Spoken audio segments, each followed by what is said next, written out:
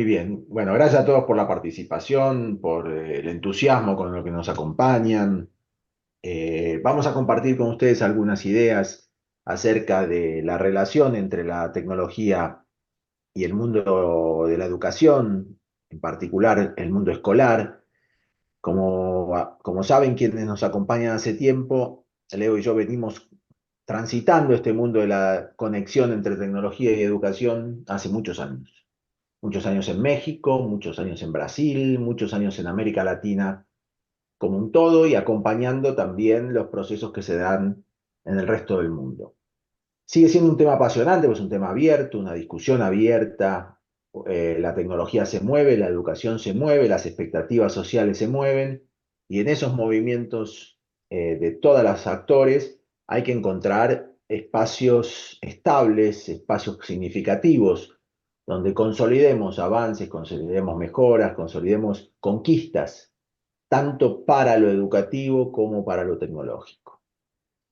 De modo que vamos a tener una conversación guiada. Tenemos 5 preguntas o slides problematizadores. Leo y yo vamos a hacer un diálogo a partir de cada uno de esos slides, pero queremos invitarlos a todos a que vía chat o levantando sus manos puedan participar de ese debate y enriquezcan o cuestionen nuestras conclusiones. Así se hace mucho más dialógico, mucho más dialéctico y seguramente vamos a poder conectar mejor con la realidad de cada uno de ustedes y la realidad de la escuela privada en México. Bueno, yo creo que podemos empezar entonces, Leo, si te parece, vamos con el primer slide. A partir del primer slide hago una presentación de lo que coloca el slide y te paso la palabra a ti para que hagas tu reflexión. Perfecto, adelante. Muy bien. Si recorremos el mundo de la tecnología y su relación con la escuela, eh, entendemos que la relación con la infraestructura digital, con la infraestructura tecnológica, fue una preocupación primordial en las fases iniciales de esta relación. ¿Qué aparatos se usaban? ¿Qué conectividad se usaba? ¿Qué conexión de aparatos se usaban? Es decir, cómo se dotaba a la escuela del hardware suficiente y razonable para que la experiencia tecnológica se produjera de manera fluida y de manera intensa. Todos recordamos a los gobiernos de distintos países, el de México incluido, distribuyendo en las escuelas, sobre todo en las escuelas públicas, aparatos, artefactos digitales.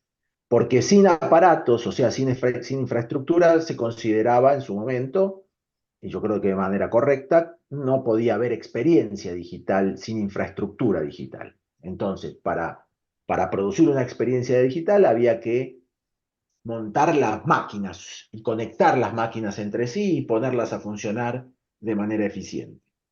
El plan Ceibal en Uruguay fue un plan de muchísima repercusión porque a partir de unas máquinas muy pequeñas y muy baratas que había hecho el MIT, habían conseguido que los niños en Uruguay tuvieran una cierta vida digital que para la época parecía muy importante. Pero desde hace un tiempo esa discusión ha mermado rotundamente.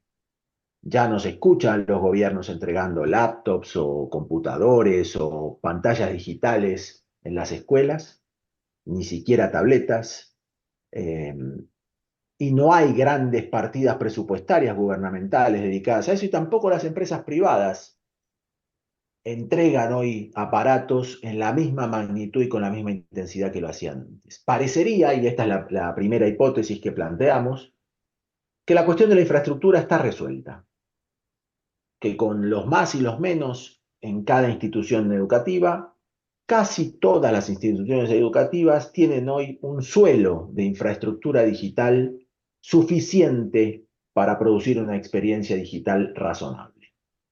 Por lo tanto, si queremos hablar de tecnología en educación en 2024, hablar de infraestructura no tiene mucho sentido.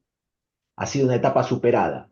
Contamos con la infraestructura, porque además contamos con una infraestructura móvil que ha crecido brutalmente en los últimos años, que es el celular, ¿no? Todos los integrantes de la vida educativa tienen su celular personal. Otra cosa es que lo puedan usar, que lo quieran usar y que la institución permita el uso. Pero todos contamos con nuestro celular a partir de los 10 años más o menos los niños y por supuesto todo el personal docente cuenta con su dispositivo móvil personal y eso es una gran infraestructura, sin ninguna duda. Lo que no estamos logrando es ponerla al servicio de una causa educativa con sentido. Pero entonces, primera tesis, y para resumir, no discutamos infraestructura porque con la infraestructura ya contamos. Discutamos qué se hace con esa infraestructura. Leo. Pues yo creo que lo has resumido perfectamente, Pablo. Esta es una prueba superada. La discusión en los colegios ya no es si pongo videoproyectores o si pongo decodificadores de señal o si pongo repetidores de internet o cada cuántos metros se ponen. Es decir, esa discusión en las escuelas privadas, subrayo, porque en la pública tenemos totalmente otro escenario con otros desafíos y otros retos.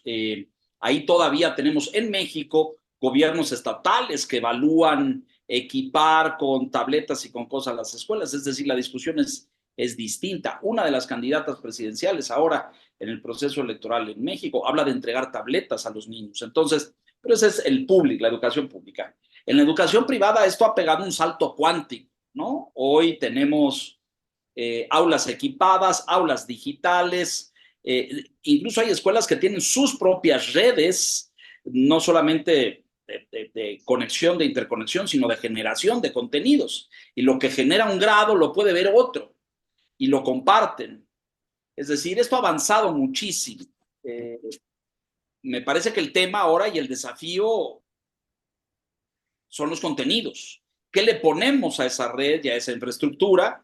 ¿Qué le ponemos a eso para que esté el servicio de la construcción de conocimiento, del desarrollo de habilidades y de competencias, incluso diría yo de la capacitación docente? Es decir, y esto se hace poco, digo, lo menciono así, a lo mejor hay oportunidad de abordarlo más, pero generalmente toda la infraestructura y la red tecnológica escolar está destinada a curar contenidos por grado y a utilizarlos en las currículas, en los temarios, en la resolución de problemas transversales, en la resolución problematizadora, etcétera, etcétera. Pero se usa poco para la capacitación docente. Es decir, hay muchísima capacitación en línea para maestros. El problema es que ahí la escuela no hace una curaduría, ¿no? No decide, ok, vamos a tomar este curso que se hace aquí o que viene de España o que viene de Argentina o que viene de tal lugar, o vamos a conectarnos todos los maestros, se hace poco también, al Congreso de Educación que tiene lugar en el BRET en la Gran Bretaña o en Brasil o en otros lados. Eso sucede poco y me parece que es un terreno en el que se podría avanzar, pero lo dejo así lateralmente. El tema de la infraestructura está resuelto, es una prueba superada y hay que ir hacia adelante en la discusión. Ahora, ¿qué le ponemos a eso para que sea útil y eficiente, Pablo? Bien, bueno, entonces este es el curso que proponemos darle a la conversación de hoy. Si no es la infraestructura, porque la infraestructura está superada y contamos con ella, ¿qué tenemos que discutir? Podemos ir entonces, Fede, Lucas, al segundo slide. Parecería que una vez que uno llega a la conclusión de que la infraestructura está, aparece el pedido, la demanda de productos. ¿Hay productos suficientes? ¿Contamos con los productos digitales suficientes para poder generar un ecosistema y una experiencia digital rica en la escuela? Esa es la segunda pregunta que nos hicimos. Buscando dónde actuar y cómo agregar valor verdaderamente, cómo poder ayudar a las escuelas a dar un salto de calidad en materia de experiencia, de vida digital. Y cuando nos pusimos a analizar producto, llegamos a una conclusión muy parecida con que a la que llegamos con la infraestructura. Productos también hay. No se trata de agregar más productos a la lista. Prácticamente hoy el mundo educativo tiene productos para casi cualquier operación o demanda pedagógica o de gestión. Necesitamos un CRM, hay miles. Necesitamos una prueba, un software que haga evaluación, hay miles. Necesitamos un software que haga control académico, hay miles. Necesitamos un software que haga distribución de contenidos y organización y planificación de aula, hay cientos. Es decir, no parece haber huecos, productos faltantes. La producción digital descentralizada que se produjo en los últimos 10 o 15 años ha permitido ir llenando todos los huecos. Con un poco de desorden, diría yo, con mucha redundancia, porque hay muchos productos que hacen lo mismo, pero muy vastamente. Entonces la escuela hoy, si se pone a buscar productos digitales, los va a encontrar. Va a tener otro tipo de problemas que ya llegaremos a abordar, pero no parece que valga la pena hacer el esfuerzo de agregar otro producto a la lista. Quien quiera, y es lo que nosotros queremos hacer, agregar valor a la experiencia digital de la escuela, se tiene que dedicar a otra cosa que no sea ni la infraestructura ni la generación de más productos en la lista de productos. Leo. Bueno, yo creo, Pablo, que cualquiera de los directores o directoras que nos acompañan hoy ha recibido en sus oficinas a docenas de jóvenes, la mayoría de ellos, hay excepciones, pero ¿qué les llevan la propuesta? Nada más, tú hablabas de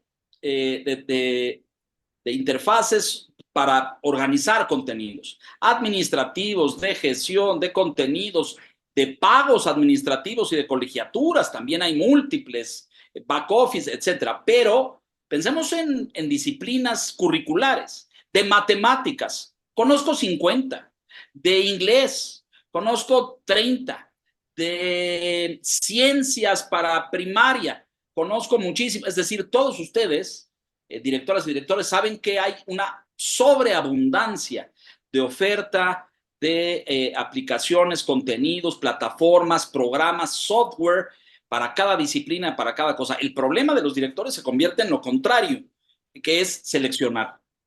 ¿Cuál es el bueno para mi población escolar? ¿Cuál es el adecuado para mi cuerpo docente? ¿Cuál es el...? Porque claro, uno llega y escucha y todos son buenísimos, ¿no? Y todos ofrecen, me parece, ventajas o desventajas en memorización, no sé si les molesta mucho la televisión y me muevo para acá, perdón. Eh, entonces, creo que la problemática en términos de contenido o de soluciones digitales para disciplinas, para gestión de materiales dentro de la escuela, también está resuelto. El problema serio ahí se convierte luego, insisto, en la selección. ¿Cuál pongo? ¿Cuál elijo? ¿Cuál le gusta a mis maestros? Y luego el problema terrible, directores, de que les gusta a unos maestros, pero no les gusta a otros, porque a unos les gusta más lúdico, a otros les gusta más de ejercicio, a unos les gusta más cognitivo, a otros más, etcétera, etcétera, etcétera. Entonces, yo también creo que esta es una palomita, un checkpoint, prueba superada, ¿no? Luego ahí, bueno, pues es como, yo alguna vez a un ciudadano de la Unión Soviética lo metí a un supermercado en Occidente y tenía este problema de decir, hay 25 leches, ¿qué se hace? ¿No? Es decir, ¿cuáles? O hay 30 mantequillas y 50 tipos de jamón. Es decir, el consumismo de Occidente que puede sorprender. Yo creo que el problema de los directores hoy está así, cuando ve uno el universo de aplicaciones, de plataformas, de software, pues es gigantesco, ¿no? Yo creo que la discusión es y va en otra dirección, Pablo. Muy bien, Leo. Entonces, si vamos avanzando con esta lógica, llegamos a cierta conclusión de que más puede ser menos. Es decir, que la abundancia de productos, en lugar de haber sumido al ecosistema escolar en una situación de valor y de desarrollo, lo puede haber paralizado por exceso y por desorden del exceso. Parecería que están faltando filtros, dosificaciones, algún tipo de ordenamiento, regla, jerarquización, algo que pueda permitir que esa vastedad se ponga en valor. Vamos entonces con el tercer slide, pero antes de eso quiero preguntar a Lucas y a Federico si hay algún comentario, alguna pregunta para comenzar a interactuar con la audiencia. Bien, aquí desde Lírica, previo a este evento, hemos ido recolectando algunas preguntas que los diferentes inscriptos al evento nos han estado realizando y comentando, y quisiera lanzar aquí dos preguntas para poder generar un debate enriquecedor. Que las dos preguntas que comentaré ahorita son: ¿cómo puedo hacer para implementar la digitalización? ¿Y cuáles son los principales obstáculos para una educación digital? Bien. A ver, Leo, te voy a pasar la segunda. ¿Cuáles son los Bien. principales obstáculos?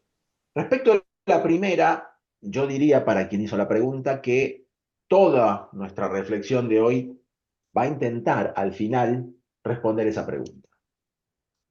Eh, Primero estamos intentando despejar lo que consideramos que no son los focos o son los falsos focos de inversión y de concentración. No tiene sentido, como ya dijimos, invertir o enfocar en infraestructura, y creemos que tampoco tiene sentido pensar que lo que nos toca es desarrollar productos. Tanto seamos empresas proveedoras de servicios para las escuelas como seamos escuelas. Que esos focos son falsos focos que alimentan un status quo que no se desarrolla. Ahora vamos a pasar al último elemento que creemos que no es el foco adecuado, y luego al final iremos a los dos grandes focos que nosotros consideramos el paso que hay que dar. Entonces la propia reflexión que haremos con Leo contestará esa pregunta. Te dejo, Leo, la segunda. ¿Cuáles son los principales obstáculos que encuentra hoy el sistema educativo para poder avanzar en lo digital? Bueno, veo varios. Históricamente, cuando empezamos con toda esta agenda hace casi década y media, el primer obstáculo era la resistencia del personal docente, ¿no? Esta negativa, este rechazo para aprender un nuevo lenguaje, el lenguaje digital, incorporar dispositivos a su trabajo pedagógico, planear, buscar contenidos, etc. Hace 15 años de esto, y de entonces a la fecha creo que el mundo ha cambiado significativamente en materia de cultura digital. Es decir, hoy todos los maestros son muy fluidos en materia de navegar, descargar, utilizar, incluso curar contenidos. Encuentro muchos docentes que hacen su propia selección de contenidos para sus propias clases. Es decir, esa resistencia me parece que ha sido superada. Luego encontramos a los padres de familia. Me parece que este es otro elemento que a lo largo de los últimos años ha sido un obstáculo, ¿no? Es decir, esta premisa de los papás que pensaban que lo digital era entretenimiento, juego, diversión, redes sociales, convivencia social, pero que ahí no había aprendizaje real, que ahí no se desarrollaban habilidades y competencias que servían un poco para distraer, para entretener. Bueno, yo creo que en los últimos años esto también ha ido cayendo por su propio peso. Tengo la impresión, hay ya alguna investigación al respecto, de que la pandemia fue un detonador en este sentido, porque los padres en casa se vieron forzados, no les quedó más remedio que hacer uso de materiales digitales. No solamente porque la escuela los ponía, sino porque el encierro y la distancia los obligaba. Pero ahí pudieron ver a sus hijos trabajando con software, con aplicaciones, con plataformas, enviar tareas, resolver trabajos, hacer reuniones en grupo, hacer un ejercicio de matemáticas y luego producir materiales. Yo vi alumnos durante la pandemia de primaria alta y de secundaria generar y producir materiales, y ustedes directores lo saben perfectamente porque supervisaron ese trabajo. La pandemia en síntesis se convirtió como en un acelerador brutal de la digitalización escolar. Bueno, Luego he encontrado también como obstáculos algunas, no sé, academias o posturas pedagógicas antiguas que prefieren pues las estructuras del pasado, la memorización, el examen, el ejercicio continuo, este tipo de cosas que devalúan lo digital, ¿no? Que la educación de verdad es la antigua, la vieja, donde se leía, se ejercitaba, se practicaba, etcétera, etcétera. También veo hoy en jóvenes docentes, el sábado estuve con un grupo de maestros en Puebla, todo el mundo tiene redes, todo el mundo usa las redes, es decir, a la hora de cuestionarle ahí era un grupo de 450 docentes en el estado de Puebla, Veracruz, Tlaxcala, etcétera, y todo el mundo tiene Instagram, todo el mundo tiene TikTok, todo el mundo tiene X, y muchos utilizan esos instrumentos de trabajo social con sus alumnos. Compartir trabajos, compartir lecciones, descargar contenidos. Es decir, esto ya caminó, ya no, a mí me parece que no tiene alto, no tiene todavía un momento en que alguien lo pueda detener y decir, por ahí no va. Yo creo que esto ya caminó, ya fue asumido por los cuerpos docentes, los directores que a lo mejor al paso de los años se resistieron un poco a que esto valía la pena o no valía la pena. Hoy está totalmente en las entrañas de la escuela, me parece. Ahora, y otros obstáculos, y los obstáculos tienen que ver, y voy a hacer a un lado los técnicos, de si las plataformas corren o no corren, y si la tecnología en las escuelas es lo suficientemente potente para descargar contenidos, la conectividad. No, yo me referiría más a sacar el jugo o el aprovechamiento total de estos dispositivos. Es decir, que el maestro en trabajo con el alumno pueda sacarle, porque me he encontrado con el problema de que los maestros delegan, ¿no? Entonces te doy un sitio, te doy una liga, te digo que descargues un contenido y de ahí haz tu trabajo. Y me encuentro maestros tramposos o flojos que piensan que con eso ya funcionó la cosa. Eh, yo creo que el instrumento digital dentro de la escuela es una poderosa herramienta para desarrollar habilidades, competencias, para provocar ideas, para resolver problemas, pero en trabajo conjunto entre el docente y el alumno. No como, haz tu trabajo, tienes estas 3 ligas, tienes este sitio, búscalo ahí y me quito. Como los de antes que decían, ve a la hemeroteca y investiga, ¿no? O ve y consulta en tal biblioteca. Así pasaba antes, lo sabemos. Entonces, yo creo que lo digital dentro de la escuela está bastante asumido, bastante aceptado, fluye. Nadie se puso de acuerdo en esto, ojo, ¿eh? Es decir, no un acuerdo escolar y los directores se sentaron con los maestros y hablaron con los papás. En algunas escuelas ha pasado esto, pero me parece que esto pasó mucho más, Pablo, de forma orgánica. Fue fluyendo, Sí. los maestros lo hicieron, los alumnos descargan. Viene el tema tecnológico serio, que es, ok, la calidad y la capacidad de los dispositivos. Muchas escuelas tienen tabletas y descargan contenidos con cierta capacidad, algunas sincronizan para contenidos únicos, otras son plurales, perfecto. Pero cuando brincamos al móvil, ahí también encontramos algunas barreras, diría yo, porque no todos los móviles son teléfonos inteligentes, ¿no? Yo sé que en el nivel de escuelas donde ustedes han, pues podríamos asumir que sí, pero luego encontramos ese tipo de obstáculos, ¿no? Es decir, la capacidad tecnológica de los móviles. Me parece un problema menor, pero lo dejaría ahí para no extenderme y continuar en la discusión, Pablo. Bárbaro, Leo, muchas gracias. Vamos a continuar. Dijimos entonces que nos preguntamos por la infraestructura y encontramos con que la infraestructura está, nos preguntamos por la fortaleza de la oferta de productos y nos respondimos que la oferta de productos es abundante y bastante exhaustiva. Y la tercera pregunta que nos hicimos, podemos poner el slide, Fede, es si se trata de trabajar las capacitaciones. Discusión también que se ha dado durante muy intensamente durante los últimos años. ¿Cuál es el nivel de capacitación en tecnología que necesita el sistema educativo para poder avanzar? Y la verdad que aquí también nos encontramos con que no es el foco principal, por varias razones. Una es la que dice Leo.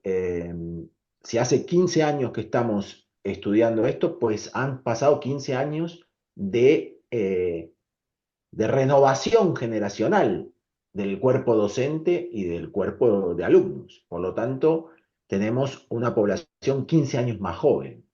Y eso, en términos digitales, es el cielo y la tierra. Es decir, conforme pasa el tiempo, la gente más joven tiene una especie de capacitación innata, como si le viniera en el código genético. No tiene un background digital inmensamente superior a unas generaciones superiores. De modo que un maestro de escuela primaria, medio, tiene un background digital por cuenta propia enormemente superior al que tenía un maestro de primaria medio hace 10 años. De modo que lo que él necesitaba el de hace 10 años en términos de capacitación, el de hoy ya lo tiene. Y eso, por un lado, ha acercado muchísimo la posibilidad de que la tecnología entre orgánicamente en el sistema educativo. Y la otra es que los productos también han evolucionado mucho en su interfaz con el usuario.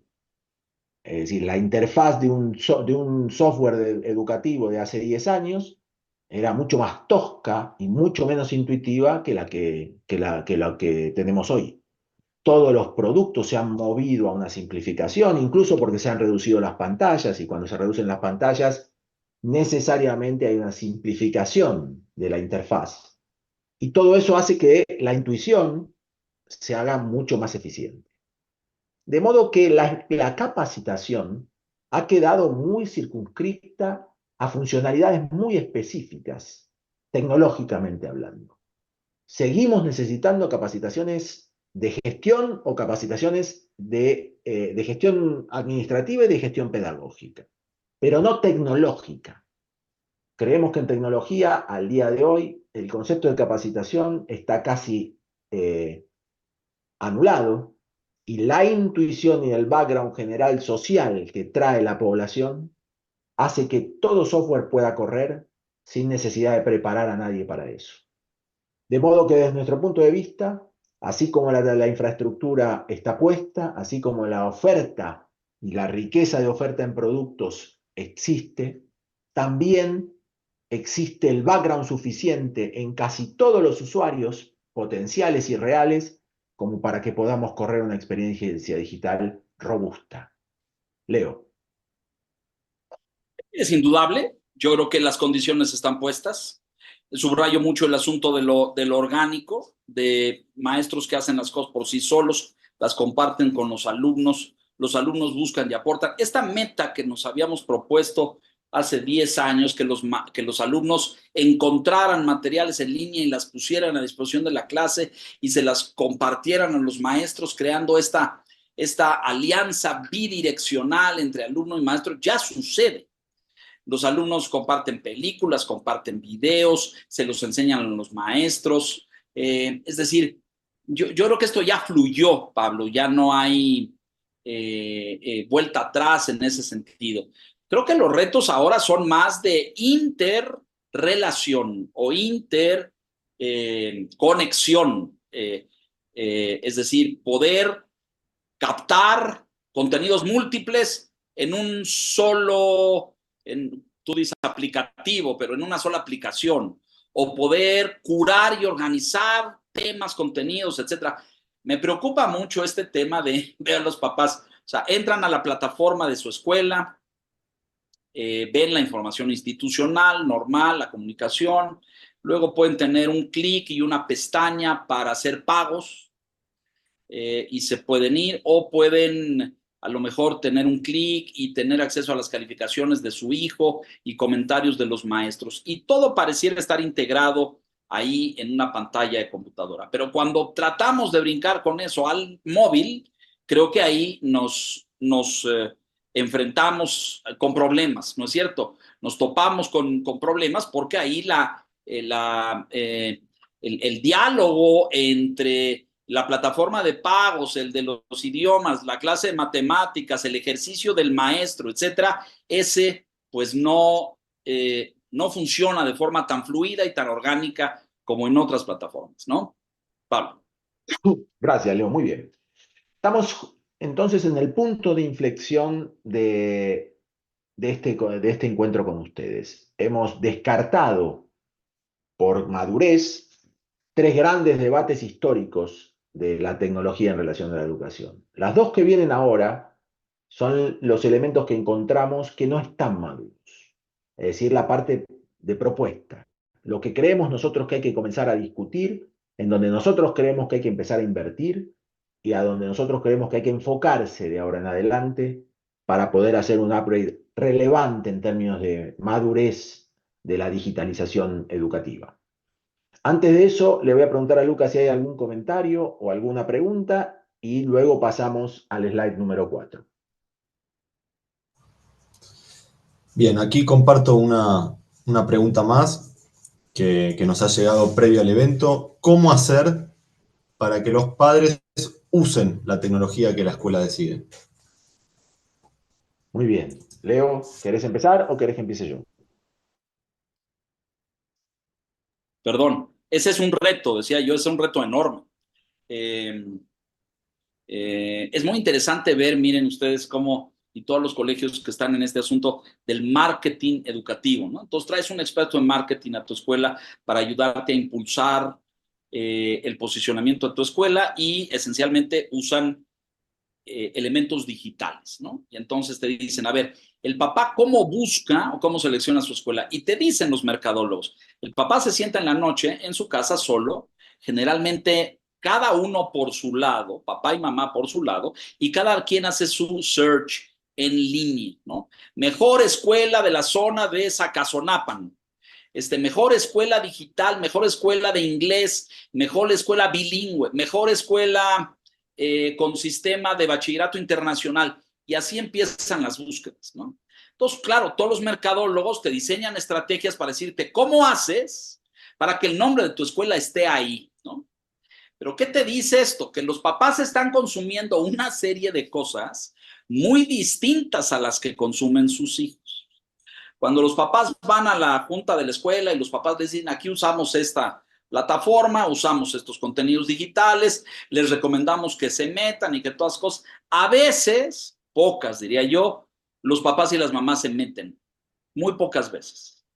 Es como hago la comparación, Pablo, de cuando te daban los libros de texto de tu hijo y tú te ponías a hacer una lectura detallada de cada capítulo y cada página. Eso no sucedía, no nos engañemos. Los papás, ay, está el libro de texto, mira, ahora es más azul, ahora es más verde, tiene más dibujo y punto. Nadie veía si los contenidos valían la pena, no. Ahora que se desató en México el tema del inglés, de las matemáticas, ustedes seguramente los vieron, con el nuevo libro de texto que le habían quitado contenidos y carga a las matemáticas, bueno, entonces ya todo el mundo se fue a revisar porque había un escándalo, no porque naturalmente lo hicieran. Entonces, unificar contenidos digitales entre padres, escuela e hijos es uno de los grandes desafíos del terreno que viene en materia educativa, ¿no? Es decir, que utilicen lo mismo, naveguen con lo mismo, vean los mismos contenidos, los compartan y los comenten.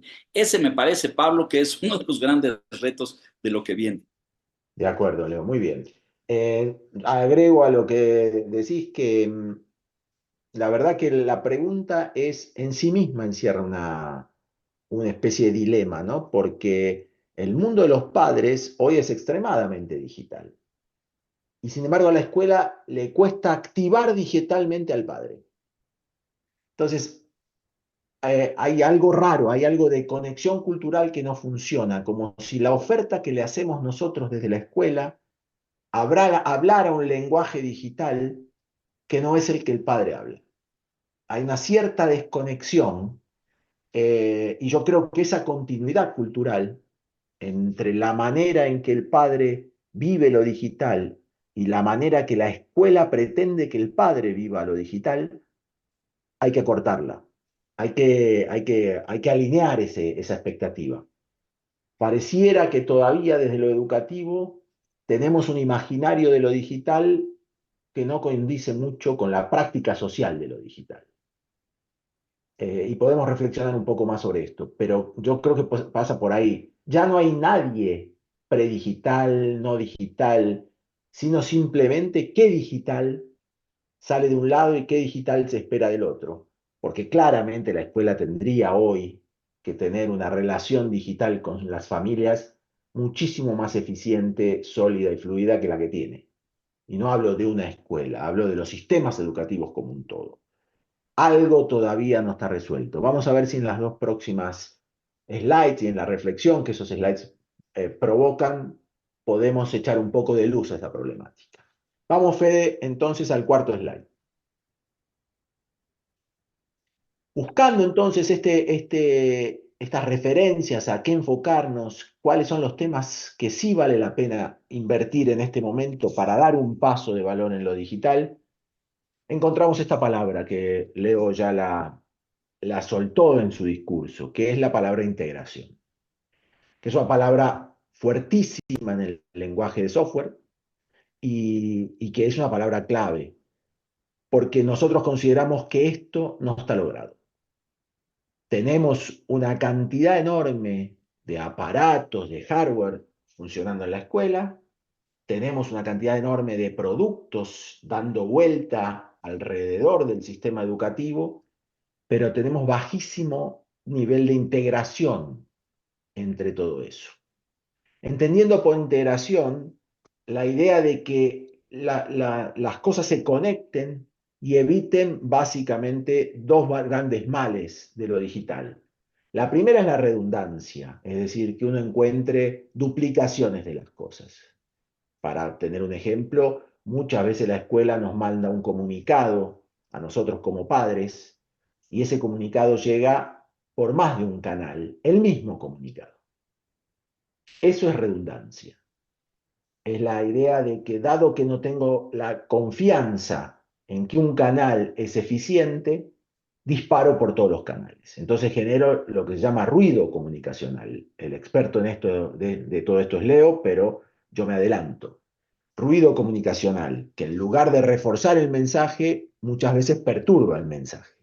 Y es solo un ejemplo. Hay redundancia y overlap en muchísimas cosas de lo digital en el mundo escolar porque las integraciones no son eficientes. ¿Cuántas veces hay que cargar, y no solo en el mundo de la escuela, pero en la escuela fundamentalmente, cargar el mismo dato en 4 plataformas diferentes? Porque esas plataformas por atrás no comparten datos, no integran datos, no consolidan datos. ¿Y cuántas veces un dato mal cargado en una y bien cargado en la otra produce ruido y genera discrepancias de información sobre el mismo individuo, sobre la misma familia o sobre la misma sala de clases o lo que fuera que es la unidad de concentración de información? Entonces, el primer problema es la redundancia. Y el segundo problema es la enorme multiplicación de bases de datos. Esto es un tema un poco más técnico, pero por atrás de la experiencia digital que nosotros vemos, en lugar de haber bases de datos integrándose, consolidándose y ganando arquitectura, fuerza y consistencia, se multiplican y se separan. Y todo eso lo que trae es enorme ineficiencia desde todo punto de vista, ineficiencia energética, que impacta en la sustentabilidad del planeta, en el consumo de servidores, etcétera, etcétera, e ineficiencia de información, de calidad de información. Entonces, redundancia y multiplicación de bases de datos es el saldo negativo de la falta de integraciones. Porque el ecosistema se ha dedicado mucho, a mi entender, a producir recursos, pero no a ponerlos a conversar a los recursos. Y esa interfaz, nosotros creemos que es uno de los grandes focos de ahora en adelante. No hay que pensar cuando adquiero un producto si el producto me interesa o no me interesa. Hay que pensar cuánto se integra ese producto al resto de los productos que yo tengo para que me interese o no me interesa. Poner la integración como primera prioridad. Escuela que consiga avanzar en la integración de sus soluciones, va a dar un salto de valor enorme, mucho más alto que el que dará por la calidad individual de los productos que consuma, o por la calidad individual de los artefactos que utilice, o por la calidad individual de las capacitaciones que brinde. Integrar es un paso de calidad no obvio, pero fundamental para pasar a una nueva dimensión de la vida digital en la escuela. Leo. Exacto, exacto. El gran reto y el desafío es la interlocución de todos estos materiales digitales que conviven en la atmósfera escolar. Y lo difícil de esto, el reto de esto, es que cada uno de esos viene de proveedores distintos, directores. Es decir, ustedes le compran el RL para la administración de la escuela y a lo mejor los pagos y las ventas a un proveedor. Y le compran a otro diseñador el sitio de su escuela. Y luego tenemos un tercer proveedor que nos trae un software de matemáticas para primaria y a otro un software de inglés para secundaria. Y entonces vamos haciendo, fíjense, las empresas en los últimos 25 años en el mundo digital, una de las industrias más avanzadas en esto es la banca internacional. Y las empresas que se empezaron a convertir en proveedores de la banca se hicieron multimillonarias porque encontraban soluciones de interlocución. Entonces, primero tenían el programa de las chequeras y la consulta al saldo en las cuentas de ahorro, pero luego agregaron el programa para validar las chequeras en línea y luego agregaron el tema de las transferencias de dinero en línea y luego el PayPal y luego los pagos y cada una de esas cosas son códigos, son programas, son algoritmos que se van agregando al framework original. Y tienen que interactuar, porque si no interactúan, el dispositivo y la habilidad deja de funcionar.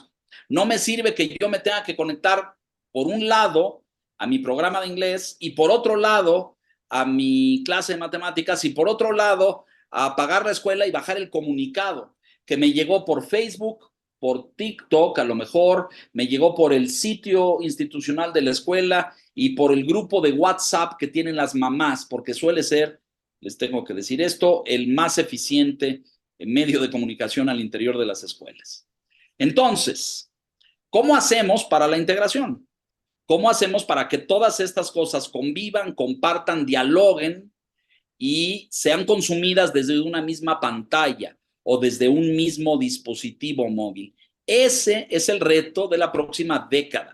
Que ustedes en sus escuelas tengan todos estos elementos, como piensen en las aplicaciones de móviles de los bancos, que hoy se pueden hacer 1001 operaciones, consulta su saldo, valida cheques, paga tarjeta de crédito, hace transferencias, pide extensiones de crédito, todo desde el mismo aparato. Eso, señoras y señores, ha costado 25 años.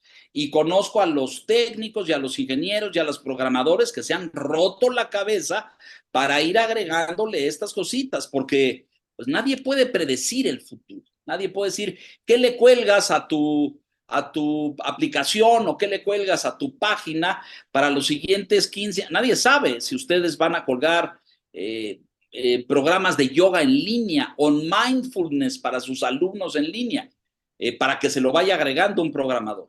Entonces, la clave de esto es encontrar mecanismos integradores de contenidos. Hacia allá va el futuro y hoy la mayoría de las empresas, no solamente las de consumo y las que venden artículos, sino las de consulta, las de información, el eje principal de su diseño digital es la integración de software y de idiomas. Pablo.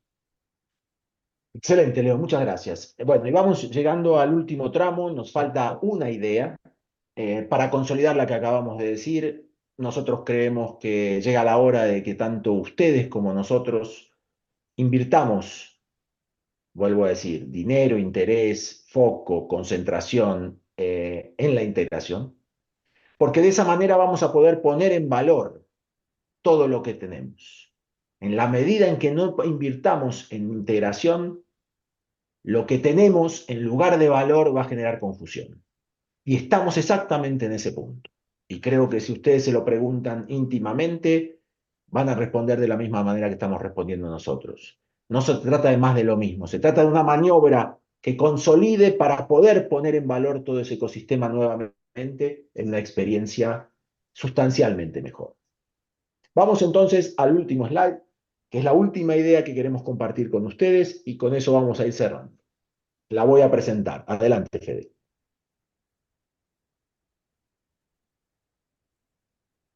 Esta es la otra idea que nosotros encontramos como fundamental para que lo que tenemos dé un salto de calidad. Originalmente, desde que se inventó la tecnología y se inventó el software, eh, el eje fundamental, el foco fundamental, tanto del desarrollador como del consumidor, era el background, lo que se llama el backend del producto. Si se preguntaba y nos preguntábamos cuán sólido era, cuánta capacidad de almacenaje tenía, qué tamaño de memoria tenía, cuántas veces se caía, todas preguntas sobre su resistencia, el poder de su backend para soportar una operación. Y esa fue la gran discusión durante mucho tiempo. ¿Cuán sólidos son los software? Y esa cultura quedó muy instalada, muy instalada. Incluso compañías al día de hoy siguen pensando con esa lógica, que lo importante es la robustez de lo que está por atrás de una tecnología. Y yo no voy a desmentir que eso es importante. Lo que vamos a agregar nosotros ahora es decir, si lo de adelante, lo que se llama el front-end, la UX, la experiencia del usuario, no es de tanta calidad como el backend, el software pierde enormemente valor.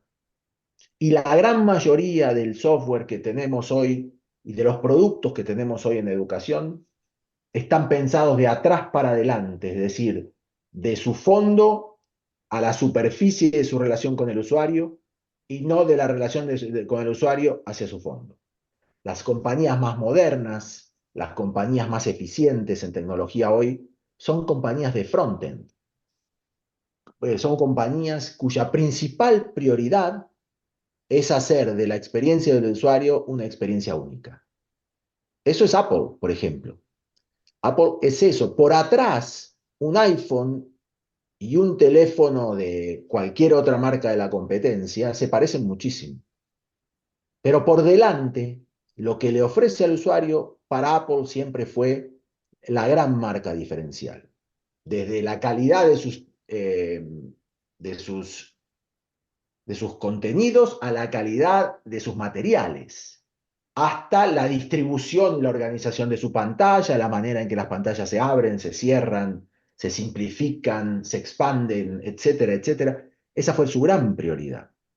En nuestro mundo de la educación, todo eso es muy primitivo, porque seguimos valorando las ofertas digitales a partir de su robustez y no de la levedad de la experiencia de usuario que produce.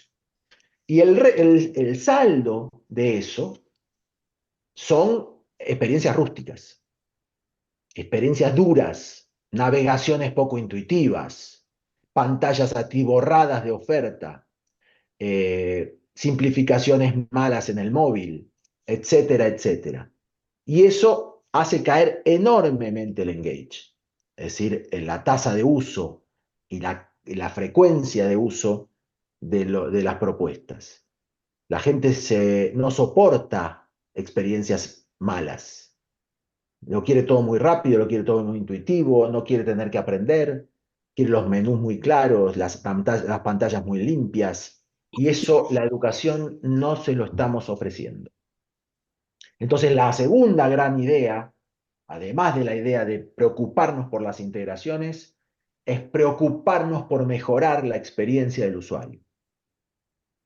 Que el usuario tenga una experiencia limpia, leve, fácil. Leo daba el ejemplo de los bancos. Los bancos han logrado poner en nuestro móvil un icono que pone el nombre del banco, que cuando lo tocamos me despliega un menú y ese menú cada vez es más fácil de usar, cada vez es más intuitivo, cada vez es más configurable. Perciban que actualizan ese aplicativo por lo menos una vez por mes. Es decir, todo el tiempo lo están tocando para que cada vez sea más fácil navegar ahí y más divertido navegar a mí y más emocionante navegar ahí. Esta agenda de lo divertido, lo eficiente y lo emocionante en la navegación, en educación no tiene prioridad. Entonces nuestra segunda gran propuesta es invirtamos en eso, enfoquemos en eso. Usemos, consumamos soluciones digitales cuya experiencia de usuario sea fantástica. Porque con eso le vamos a cambiar la tasa de uso. Y cambiándole la tasa de uso, ganaremos enormemente en capacidad de impacto. Leo. ¿Qué escuelas de ustedes han avanzado en esto que acaba de decir Pablo? De poner todas esas cosas en un móvil, por ejemplo. Y pienso que pocas, ¿no? Buena parte de la comunidad escolar de padres de familia realiza actividades de pago, de consulta, de saldo, de comunicados, de boletines, de actividades escolares, de viajes, de excursiones, de tareas en la computadora, no en el móvil. Algunas escuelas y algunos alumnos descargan tareas en el móvil, ven trabajos, etcétera, pero hay un montón de otras funciones escolares que no están en el móvil, que no están integradas, que no están bajo una sola aplicación o dispositivo. Y a esto se refiere Pablo. Es decir, pagar la escuela desde la computadora se hace complicado, es engorroso, tarjetas, validación, nombres, cosas, etcétera. Ustedes vean, claro, yo no les estoy diciendo contraten el software de BBVA o de HSBC porque nos juntamos todas las escuelas que estamos aquí, no nos va a alcanzar con que pagarlo, pero lo que les quiero decir es simplifiquemos las cosas, hagámoslos más fáciles, más intuitivos, más fluidos. El ciudadano del futuro, directoras y directores, hará un sinnúmero de actividades desde dispositivos móviles, desde aplicaciones. Creo que eso está claramente, es una tendencia del siglo XXI, está ahí. Sus alumnos van a ser el 95% de las, es decir, para andar en bicicleta se van a tener que subir en bicicleta, pero ya está el Oculus ahí, en que se ponen unos lentes de realidad virtual, juegan tenis, juegan billar, escalan montes, se tiran en paracaídas y hacen mil cosas en realidad virtual. Entonces, lo que les quiero decir es, el mundo va hacia el consumo de herramientas digitales, eficientes, limpias, rápidas, intuitivas, que resuelvan problemas de inmediato. Y me parece que ahí es donde la escuela está atorada. Si bien todo lo que dijimos al principio, la infraestructura está resuelta, la oferta de contenido está resuelta, muchos de los temas con los que nos tropezábamos hace 10 o 12 años, hoy están superados. Donde estamos hoy atorados es justamente, Pablo, en esta integración. Gracias, mi querido Leo, muchas gracias. Bueno, vamos a cerrar. Yo voy a hacer una apretadísima síntesis.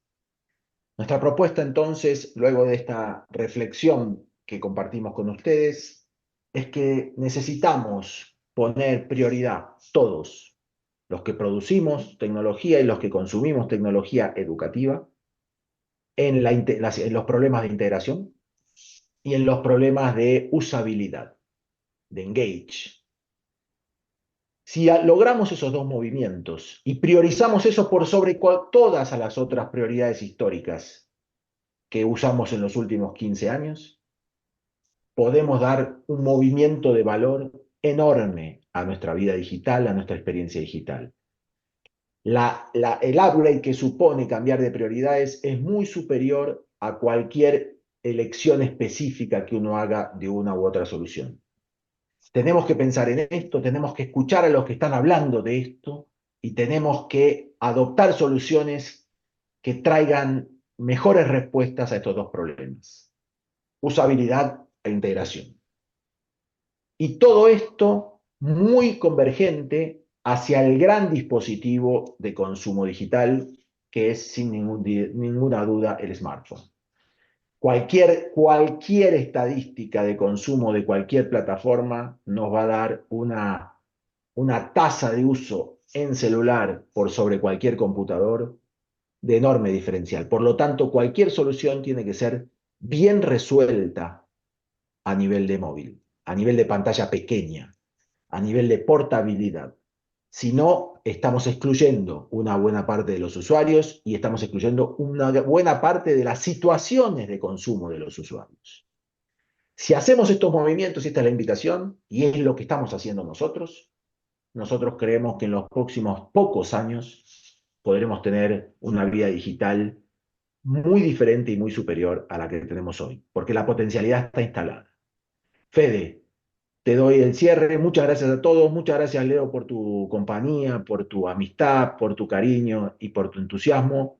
Y gracias a todos por habernos acompañado. Le dejo a Fede el cierre del encuentro.